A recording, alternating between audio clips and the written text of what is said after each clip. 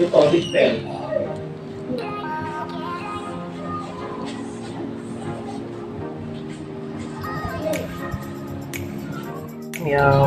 So for today's video po, we will be cooking buttered shrimp. So for our ingredients, meron po tayo half kilo of shrimp. Meron din po tayo 1 clove or 1 head of garlic, 1 onion, and 1/4 cup of butter. And of course, meron din po tayo oyster sauce. And meron tayong lime soda or Sprite. And of course,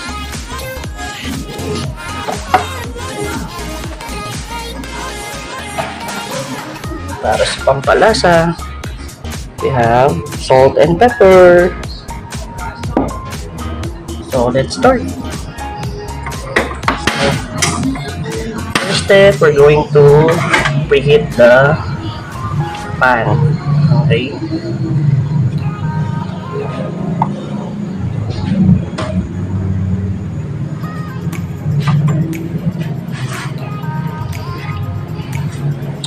So hintay lang natin mag-heat yung pan, and then we will put the 1/4 cup of butter.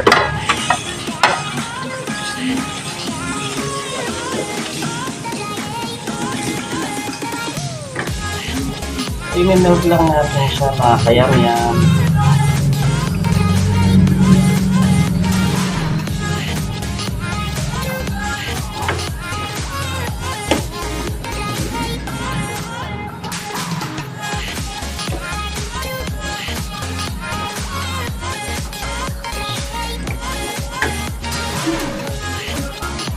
So, kailangan low heat lang po ang ating fire para ma-prevent natin na masunog ang butter.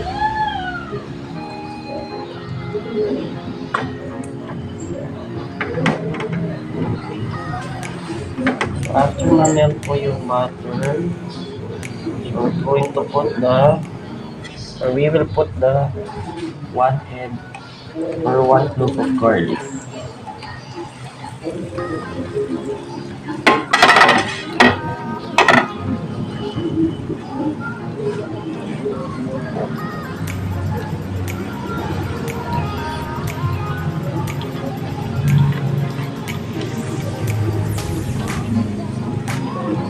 So yung garlic natin and onion dapat equally sliced dapat para pantay-pantay ang luto. We will put the onion.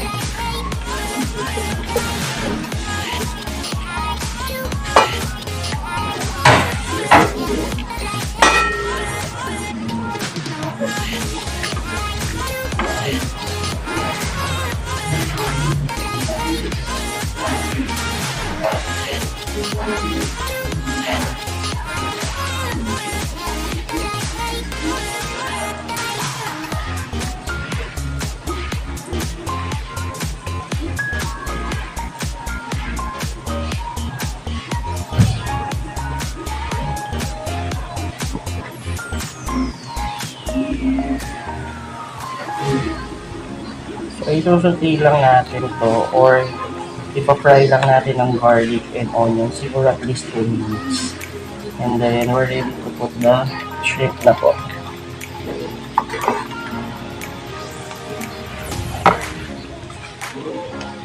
So, make sure yung shrimp natin na clean na and not clean.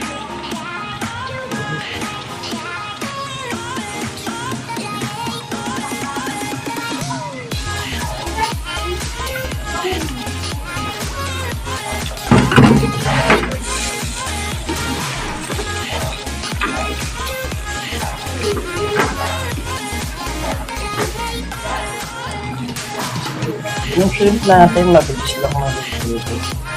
So, we have to prevent na ma-overcook kasi magiging rubber ang ating shrimp.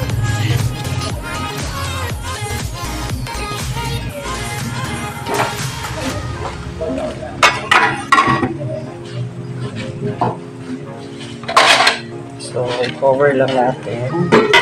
So, we will cook this for at least 1 minute lang po.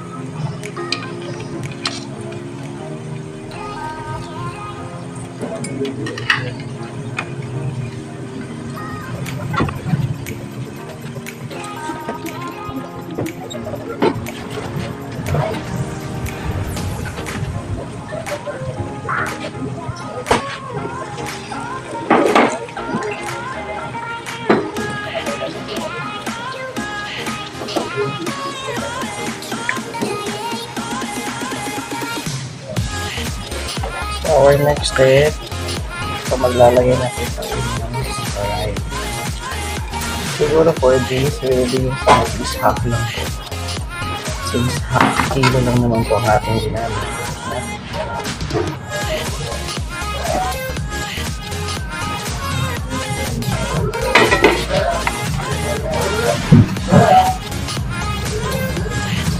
So, i-simmer natin siya for at least 2 minutes.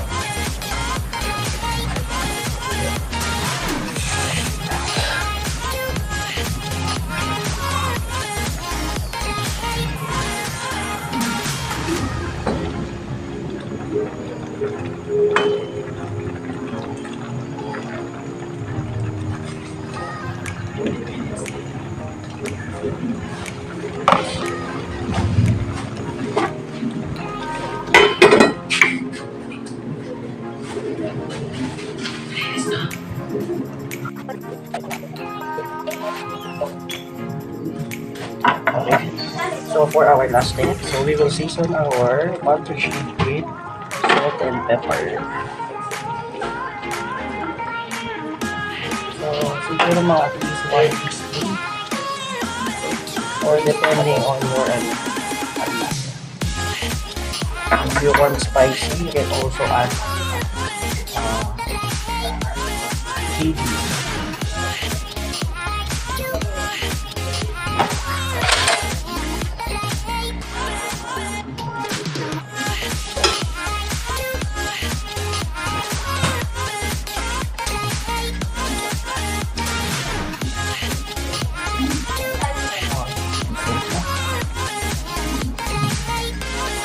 Okay na to.